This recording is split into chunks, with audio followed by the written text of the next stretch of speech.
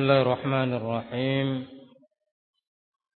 إن الحمد لله نحمده ونستعينه ونستغفره ونعوذ بالله من شرور أنفسنا وسيئات أعمالنا من يهده الله فلا مضل له ومن يضلل فلا هادي له أشهد أن لا إله إلا الله وحده لا شريك له وأشهد أن محمدا عبده ورسوله يا أيها الذين آمنوا اتقوا الله حق تقاته ولا تموتن إلا وأنتم مسلمون يا أيها الناس اتقوا ربكم الذي خلقكم من نفس واحدة وخلق منها زوجها وبث منهما رجالا كثيرا ونساء واتقوا الله الذي تساءلون به والأرحام إن الله كان عليكم رقيبا يا أيها الذين آمنوا اتقوا الله وقولوا قولا سديدا يصلح لكم أعمالكم ويغفر لكم ذنوبكم ومن يطع الله ورسوله فقد فاز فوزا عظيما أما بعد فإن أصدق الحديث كتاب الله وخير الهدي هدي محمد صلى الله عليه وآله وسلم وشر الأمور محدثاتها فإن كل محدثة بدعة وكل بدعة ضلالة وكل ضلالة في النار. Malam ini kita manfaatkan insyaallah taala mempersiapkan menyambut masuknya bulan Dzulhijjah yang merupakan salah satu dari Ashhurul Hajj, bulan-bulan haji, dan termasuk pula bulan yang ke-12 atau bulan yang ke-12 dari penanggalan.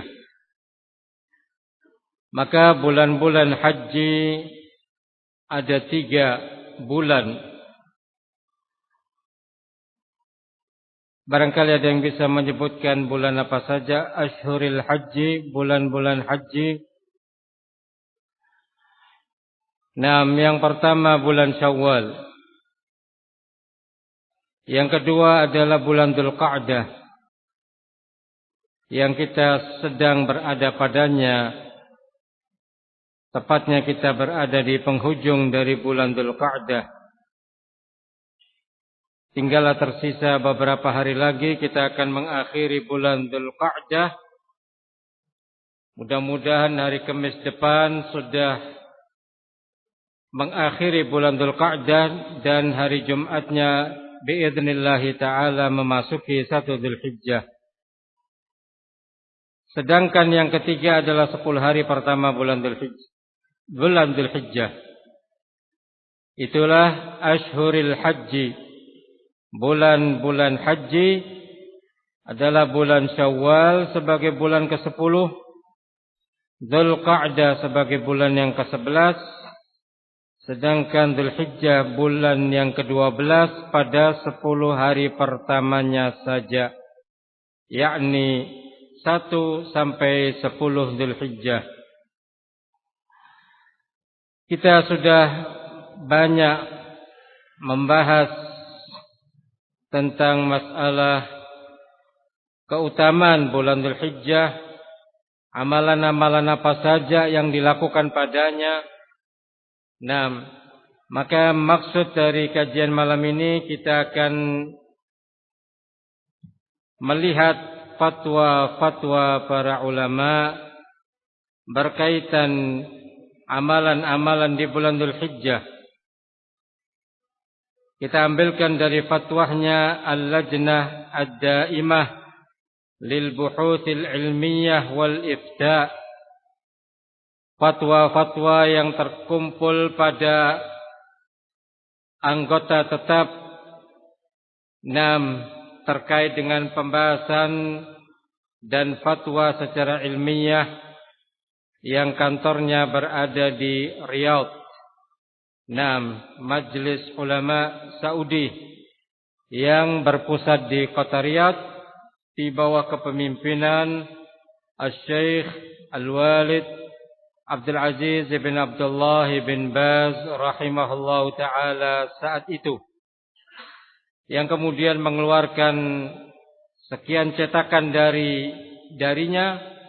Salah satunya adalah kumpulan-kumpulan fatwa. Yang ada di hadapan kita adalah sudah tercetak pada tahun 1422 Hijriah, artinya 18 tahun yang lalu. Dari sekian amalan ibadah, 10 hari pertama adalah puasa di hari Arafah. Pernah ditanyakan kepada beliau, terjadi niqash, perbincangan di antara para talabatul ilm, apalagi juga di kalangan kaum awam tentang puasa di hari Jum'ah. Jikalau bertepatan dengan hari Arafah, apakah boleh untuk puasa secara tersendiri, melakukan puasa Arafah tadi di hari Jum'ah, sementara tentang puasa hari Jumat padanya riwayat disertai dengan puasa sehari atau sehari sebelumnya atau sehari sesudahnya. Bagaimana untuk mempertemukan tentang kedua amalan tersebut, sementara di sana kita dapati adanya larangan untuk puasa di hari Jumat secara tersendiri? Maka kami mengharapkan dari fadilatukum untuk memberikan penjelasan secara syar'i dan secara hukum yang sahih. Fajazakumullahu khaira. Al-jawab, yushra' shaumi yaumi Arafah. Disyariatkan atau diperbolehkan untuk puasa hari Arafah apabila berbenturan atau bersamaan dengan hari Jum'ah, walau biduni shaumi yaumin qablah, walaupun tanpa didahului puasa sehari sebelumnya. Jawabannya adalah diperbolehkan, disyariatkan, tidak mengapa. Kemudian dibawakan riwayat dari Nabi sallallahu alaihi wasallam untuk menganjurkan puasa Arafah yang padanya keutamaan yang besar pahalanya. Sebagaimana Rasulullah sallallahu alaihi wasallam menyatakan, Yaumu Arafah yukaffir sanatain. Puasa hari Arafah itu menghapuskan 2 tahun. Madiyah wa mustaqbalah. Setahun yang lalu dan setahun yang akan datang. Wa shaumi yaumi Asyura yukaffir sanatan madiyah. Dan puasa hari Asyura 10 Muharram menghapuskan dosa tahun yang lalu. Menunjukkan puasa Arafah memiliki kelebihan setahun yang lalu dan setahun yang akan datang. Asyura setahun yang lalu. Hadis ini diriwayatkan oleh Imam Ahmad, Imam Muslim, Al-Imam Abu Dawud rahimahumullah. Maka hadis ini mengkhususkan hadis yang umum. Hadis yang umum menyebutkan la yasumanna ahadukum yaumal jum'ah. Janganlah salah seorang di antara kalian puasa di hari Jum'ah. Illa an yasumas yauman qablah au ba'dah. Melainkan disertai puasa sehari sebelumnya atau sehari sesudahnya. Hadis diriwayatkan oleh Imam Bukhari dan Imam Muslim rahimahumullah. Maka bagaimana mempertemukan dua hadis tadi? Maka dijawab oleh Al-Lajnah Daimah bahwa keumuman larangan itu bisa diarahkan atau dimaksudkan jika seseorang muslim sengaja puasa di hari Jumat saja. Nah, karena tahu hari itu Jumat kemudian dia berpuasa, maka sikap yang seperti ini termasuk perbuatan yang terlarang sebagaimana hadis tersebut. Adapun ketika dia berpuasa karena urusan atau perkara lain yang dianjurkan di dalam syariat, maka laisa bimamnu', maka bukanlah terlarang. Bal masyru'un walau afradahu bis-shaum, bahkan justru disyariatkan sekalipun keberadaannya hanya 1 hari. Intinya atau kesimpulannya bahwa boleh ketika suatu saat bertepatan puasa Arafah dengan hari Jumat, kita cuma mengambil puasa Arafahnya saja di tanggal 9. Di saat kita tidak bisa berpuasa semenjak 1 Dzulhijjah. Kita hanya bisa puasa tanggal 9-nya dan qaddarullah kemudian bertepatan dengan hari Jum'ah, maka sesuai dengan fatwa yang telah kita dengarkan dan kita ketahui bersama, diperbolehkan tidak mengapa dan tidak termasuk larangan puasa di hari Jum'ah.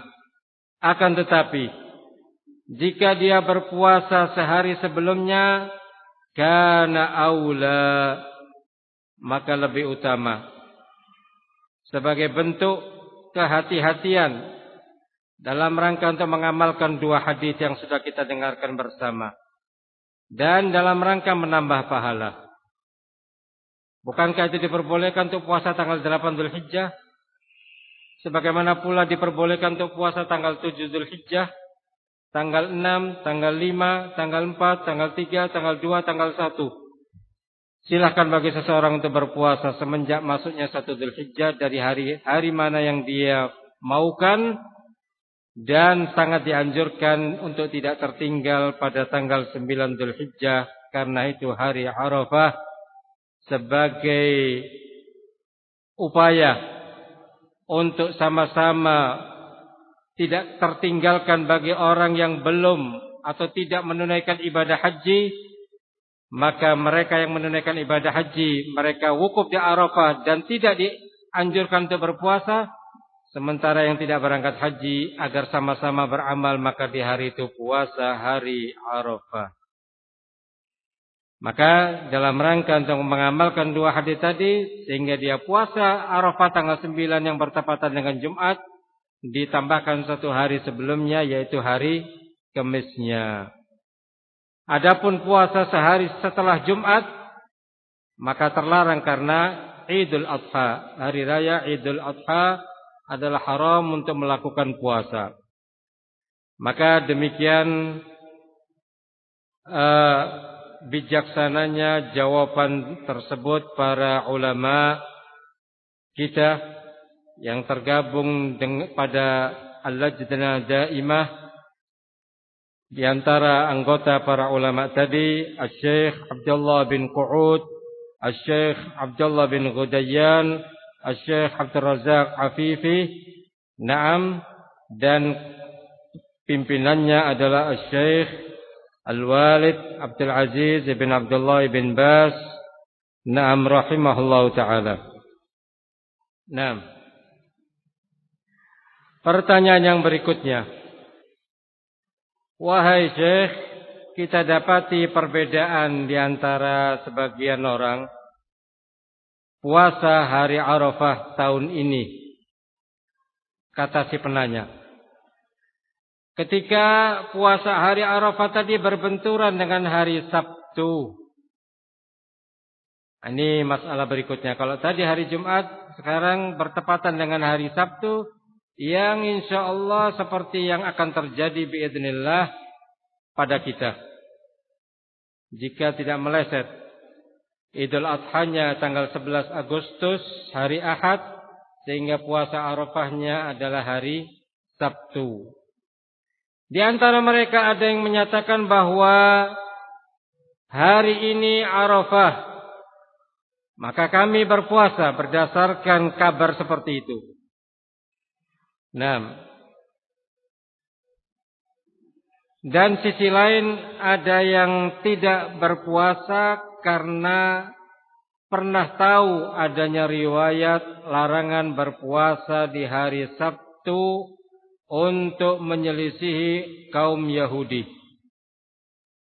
Maka sementara saya, kata si penanya, tidak puasa ya Syekh, karena saya bingung menghadapi perkara seperti ini.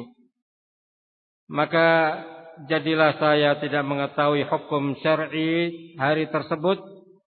Setelah saya cari-cari di dalam kitab-kitab yang ada, falam asil ila hukmin wadih qat'i. Saya tidak sampai mendapatkan hukum yang jelas haula hadzal yaum, tentang permasalahan hari tersebut.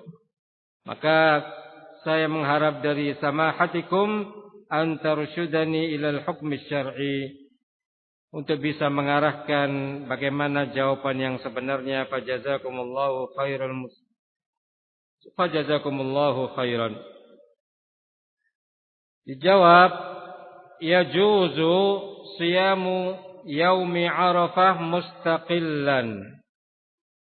Diperbolehkan puasa Arafah secara tersendiri. Sawa'un wafaqa yaum as-sabti aw ghairuh min ayyamil usbu'. Apakah nantinya kemudian hari Arafah itu bertepatan dengan hari Sabtu ataupun hari-hari yang lainnya dalam sepekan? Nah, karena tidak ada bedanya. Karena puasa hari Arafah sunnah mustaqillah. Sunnah yang berdiri sendiri, tersendiri. Tidak dikaitkan dengan Sabtu, tidak dikaitkan dengan Jum'ah. Nah, sementara hadis larangan puasa hari Sabtu dhaifun, lemah. Littirabihi wa mukhalafatihi lil ahadits sahihah, karena pada riwayatnya ada keterguncangan dan menyelisihi terhadap hadis-hadis yang sahih. Demikian jawabannya. Wabillahi taufiq wa sallallahu ala nabiyyina Muhammad wa ala alihi wa sahbihi wasallam. Demikian ditutup jawabannya. Maka sudah dua kita dapatkan. Ketika bertepatan dengan hari Jumat sudah terjawab, ketika bertepatan dengan hari Sabtu pun juga sudah terjawab. Pertanyaan berikutnya, apakah boleh seseorang menggabungkan niat pada satu amalan? Sebagai contoh, dia ingin mengqadha hutang puasa Ramadannya. Kemudian dia bayar di hari Arafah. Apakah boleh dia berniat puasa mengqadha tadi dilakukan pada puasa sunnah, yakni puasa Arafah adalah puasa sunnah. Nah, demikian yang ditanyakan kepada para ulama. Maka dijawab, la haraj, tidak mengapa seorang puasa hari Arafah dalam rangka untuk mengqadha hutang puasa Ramadannya. Nah, walakin akan tetapi la yahsulu lahu ma'a dzalik fadlu shaumi Arafah. Dia tidak mendapatkan atau memperoleh keutamaan puasa Arafah yang bisa menghapuskan dosa tahun yang lalu dan dosa tahun yang akan datang. Bolehnya boleh. Nah, tapi dia tidak mendapatkan keutamaan puasa hari Arafah karena tidak ada dalil yang menunjukkannya. Nah, maka oleh karenanya tentunya untuk memilih hari yang lain, nah, tidak mengharuskan baginya untuk menempatkan di sisi hari yang padanya keutamaan tersendiri. Pertanyaan berikutnya, saya pernah tidak puasa sehari Ramadan karena saking sakitnya. Nah, maka apakah boleh bagiku untuk mengqadha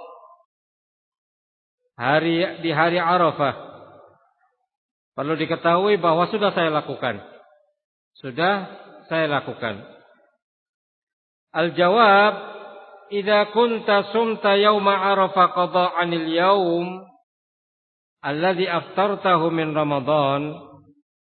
Kalau memang kau sudah puasa di hari Arafah dalam rangka untuk membayar hutang puasa Ramadan, maka dibolehkan bagimu mengqadha'nya.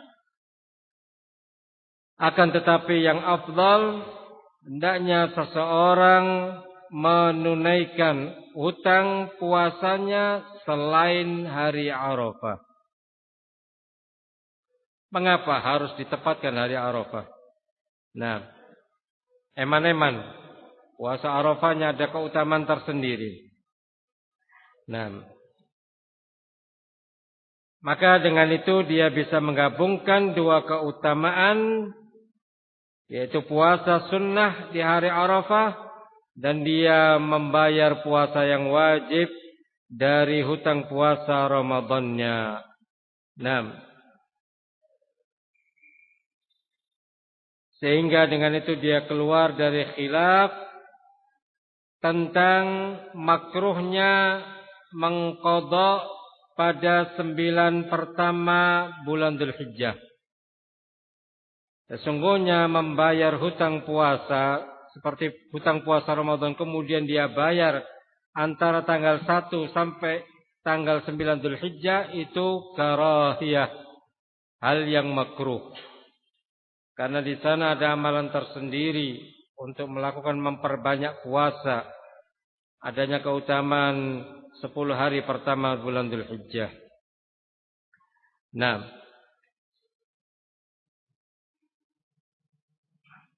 pertanyaan berikutnya, hal sabata anna Rasul sallallahu alaihi wasallam shama 'ashru Dzulhijjah?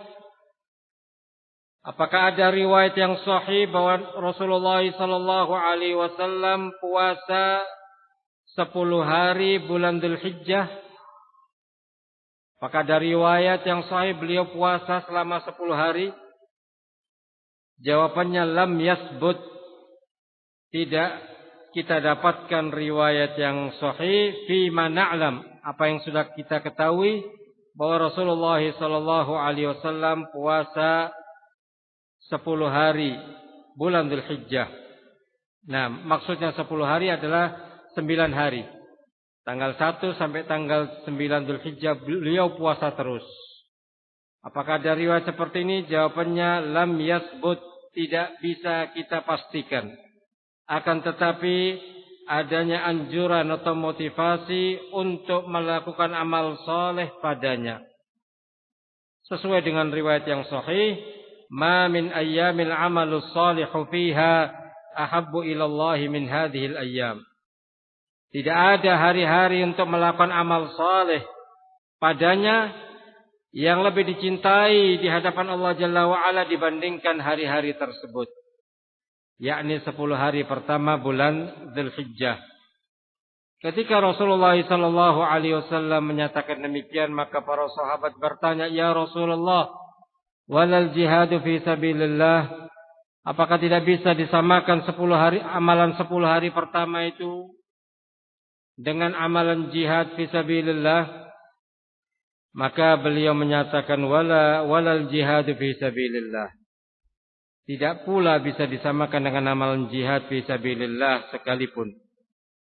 Illa rajulun kharaja bi nafsihi wa malihi wa lam yarji' min dzalika bi syai'. Kecuali satu jenis jihad saja yang bisa menyamai adalah seseorang keluar untuk ikut bergabung dalam jihad yang disyariatkan, dia bawa jiwanya dan hartanya, kemudian tidak kembali sedikit pun. Jiwanya tidak kembali berarti dia mati di medan pertempuran. Pulang ke keluarganya tinggal namanya bahwa fulan telah meninggal dunia dalam medan pertempuran. Harta yang dia bawa pun habis. Tidak ada sepeser pun yang bisa dikembalikan ke keluarganya. Jiwa dan harta tidak kembali sedikit pun, barulah bisa menyamai bagaimana keutamaan amalan saleh yang dilakukan pada 10 hari pertama bulan Dzulhijjah. Artinya apa? Menunjukkan betapa besar keutamaan amal saleh yang dilakukan di saat-saat tersebut. Hadis yang sudah kita dengarkan itu adalah hadis yang sahih, diriwayatkan oleh Imam Bukhari rahimahullahu taala. Berikutnya kita lanjutkan pertanyaan, bagaimana puasa tanggal 13 Dzulhijjah dengan niatan untuk puasa al-bait, puasa 3 hari setiap bulan. Bukankah tanggal 13, 14, 15? Yang jadi masalah bagaimana tanggal 13 Dzulhijjah, sementara itu hari tasyrik, terlarang bagi seseorang untuk puasa. Nah, hal ini sudah pernah ditanyakan kepada para ulama. Bentuk pertanyaannya dengan inisial Ain Ha dari Buraidah. Walidati, ibuku, waffaqahallah, biasa puasa 3 hari putih setiap bulan. Dan tentunya akan bertepatan tanggal 13. Nah, masalahnya adalah bertepatan tanggal 13 Dzulhijjah, yang itu hari tasyrik. Apakah boleh bagi ibuku untuk puasa di tanggal 13-nya juga, atau mencukupkan puasa tanggal 14-nya dan 15-nya saja dari bulan Dzulhijjah? Al-jawab, laisa liwalidatika wala ghairiha. Nah, metode menjawab pertanyaan atau fatwa itu juga perlu kita belajar dari para ulama. Tidaklah bagi ibumu dan tidak pula selainnya untuk puasa tanggal 13 Dzulhijjah. Kenapa? Karena Nabi SAW melarang untuk puasa di hari tasyrik. Hari tasyrik adalah hari keberapa? 11, 12, 13 Dzulhijjah. Itulah hari tasyrik. Nah, amalan haji bermula tanggal 8 Dzulhijjah. Bermula tanggal 8 Dzulhijjah. Apa nama lain tanggal 8 Dzulhijjah? Yang tahu angkat tangan. Jawab. Tarwiyah. Ditulis 6. Tanggal 8 nama lainnya hari Tarwiyah. Tanggal 9 apa nama lainnya? Arafah. Tanggal 10 apa nama lainnya? Idul Adha. Ya, sudah tahu Idul Adha. Apa ada nama lainnya? Hari Nahar. Nun, Ha, Ra, Nahar. Nahar itu ini. Nah, tempatnya urat yang akan disembelih situ. Maka karena hari itu saatnya untuk menyembelih kurban, maka dinamakan dengan hari Nahar. Sedangkan 3 hari setelahnya, 11, 12, 13 Dzulhijjah, hari tasyrik. Terlarang bagi seseorang untuk berpuasa dari mulai tanggal 10 Dzulhijjah dan juga 11, 12 dan 13-nya. Nah, karena apa? Karena hadits menyatakan ayyamu tasyrik atau ayyamu mina, ayyamu aklin wa syurbin wa dzikrillah. Hari-hari Mina itu hari saatnya untuk makan, saatnya untuk minum, dan saatnya untuk berzikir kepada Allah Subhanahu wa taala. Apakah selain hari tasyrik bukan hari makan dan minum? Disebut demikian karena di hari-hari itu kaum muslimin bergembira, bersuka cita menikmati daging-daging hewan kurbannya, baik yang berkurban maupun yang menerima mendapatkan daging-daging hewan kurban untuk dinikmati. Bukan hanya sehari, tapi kesempatannya sampai 3 hari. Maka dikatakan hari saatnya makan, minum dan berzikir kepada Allah Subhanahu wa taala. Terkait dengan hadis ini sekaligus kita mengambil faedah dari Syekh Shalih bin Fauzan Al-Fauzan hafizahullah taala yang insyaallah sudah pernah disampaikan, hanya sekedar untuk mengingatkan kembali. Pertanyaannya, apa bentuk zikir kepada Allah di hari-hari tasyrik? Ada yang bisa mengingatkan apa yang sudah pernah dipelajari?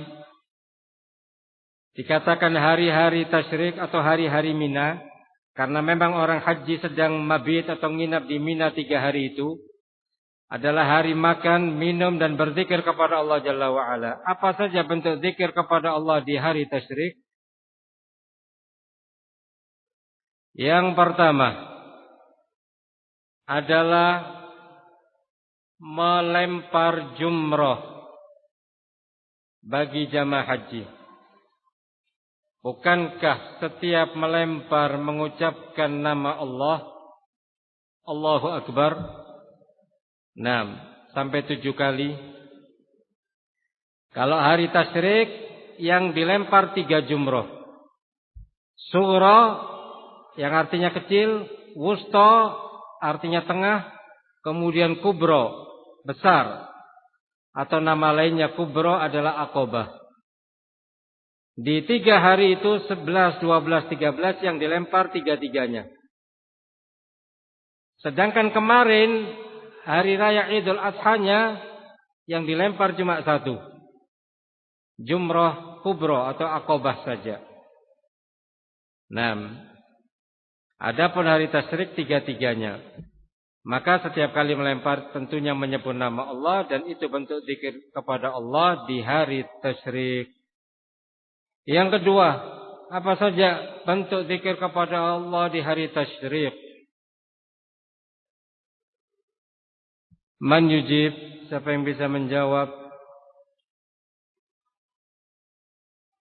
Di saat menyembelih kurban, bukankah mengucapkan bismillah, Allahu Akbar? Hewan kurban tadi disembelih tanggal 10, boleh di hari tasyrik 11, 12 dan terakhir disembelih tanggal 13 Dzulhijjah. Bukankah ketika menyembelih menyebut bismillah? Nah, bentuk zikir kepada Allah. Yang ketiga, apa saja bentuk zikir kepada Allah di hari-hari tersebut? Mengucapkan bismillah ketika makan dan minum. Yang tentunya ketika mengucapkan itu bukan hanya di hari tasyrik saja. Maka disebutkan dalam hadis tadi, di hari tasyrik, harinya makan dan minum, setiap muslim diajarkan ketika akan makan dan minum mengucapkan bismillah. Ya, zikir kepada Allah Subhanahu wa taala. Yang keempat apa? Takbir. Allahu Akbar, Allahu Akbar. La ilaha illallah, wallahu Akbar. Allahu Akbar walillahil hamd. Masih berlangsung sampai selesainya hari tasyrik tanggal 13 Dzulhijjah. Takbir muqayyad berawal dari tanggal 9 Dzulhijjah hari Arafah. Setelah sholat subuh, setiap selesai sholat 5 waktu, takbir muqayyad. Dan akan berakhir tanggal 13 Dzulhijjah setelah sholat asar. Nah, adapun takbir mutlak, kapan bisa dimulai?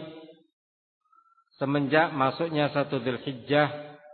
Nah, kita bisa memulai takbir mutlak. Artinya Tidak harus setiap selesai sholat 5 waktu. Adapun muqayyad setelah selesai sholat 5 waktu ditekankan. Nah, maka takbir tadi bentuk zikir kepada Allah Jalla wa'ala selain hari tasyrik dan juga hari-hari yang sebelumnya. Maka di sini telah terjawab bentuk zikir kepada Allah di hari tasyrik. Yang pertama,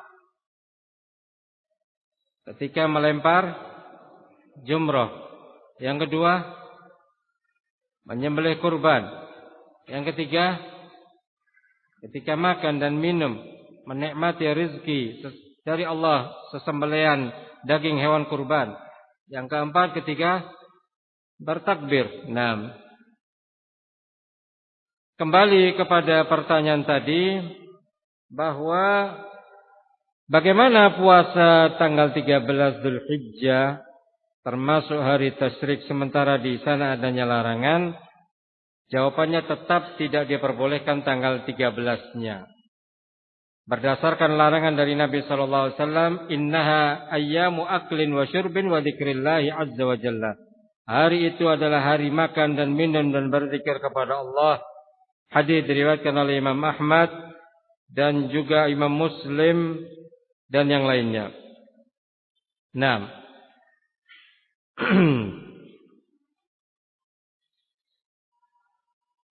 maka dengan itu cukuplah bagi dia puasa tanggal 14 dan 15 Dzulhijjahnya.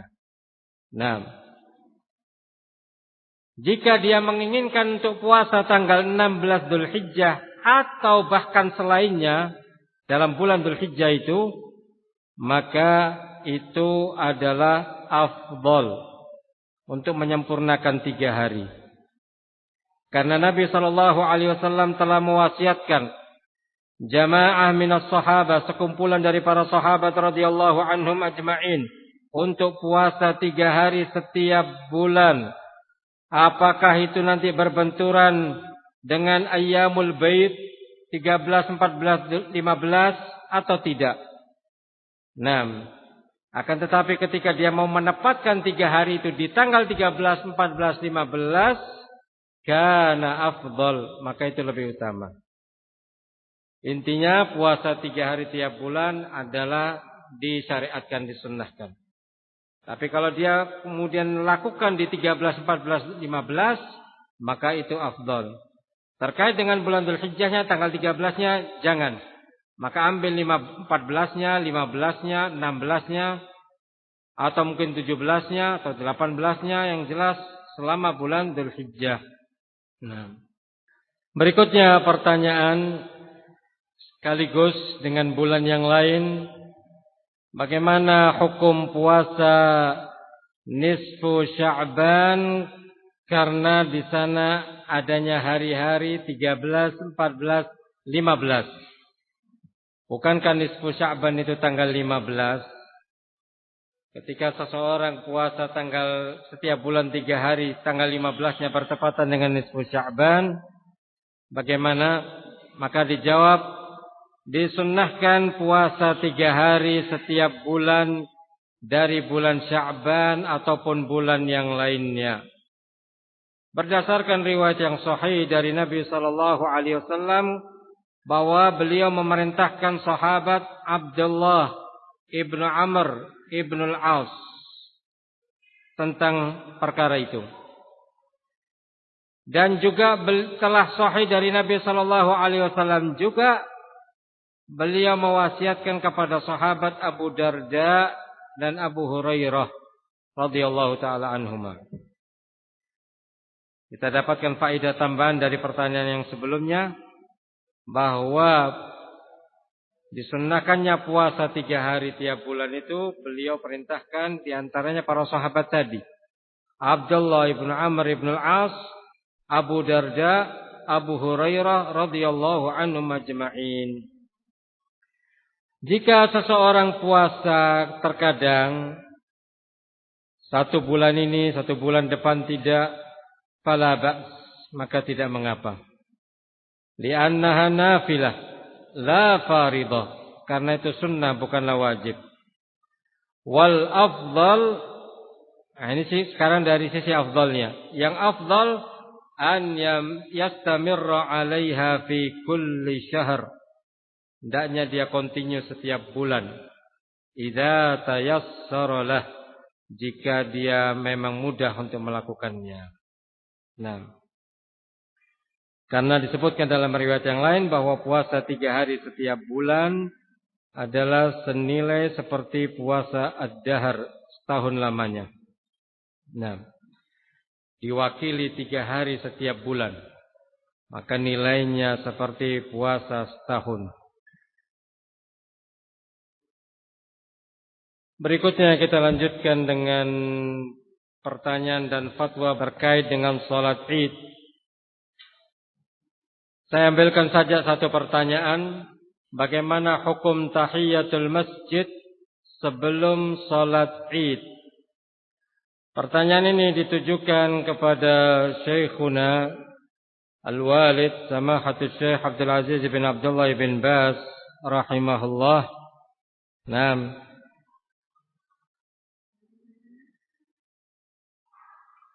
Kata beliau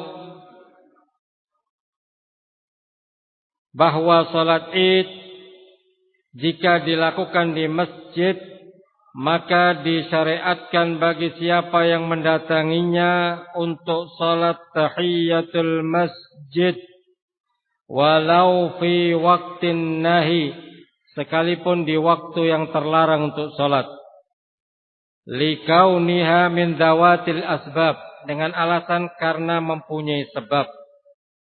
Bukan salat karena untuk dilakukan di waktu yang terlarang, tapi karena di saat dia sedang masuk masjid.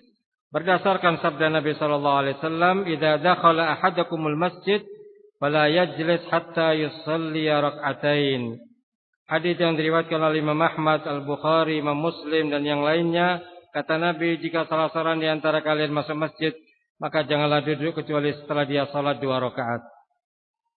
Nah, adapun ketika dijalankan di tanah lapang, maka salat Id tidak disyariatkan adanya salat sebelumnya.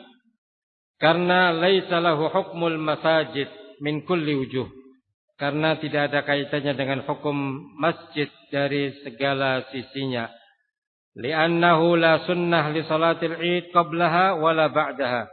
Karena tidak ada sunnah untuk salat Id sebelum dan juga sesudahnya. Itulah yang bisa kita bahas pada kesempatan malam hari ini. Semoga bermanfaat. Dan semoga semakin memantapkan kita di dalam melakukan amalan yang ada di hadapan kita. Wallahu ta'ala a'lam wa sallallahu wasallam ala nabiyyina Muhammad wa ala alihi wa sahbihi wasallam. Walhamdulillahi rabbil alamin.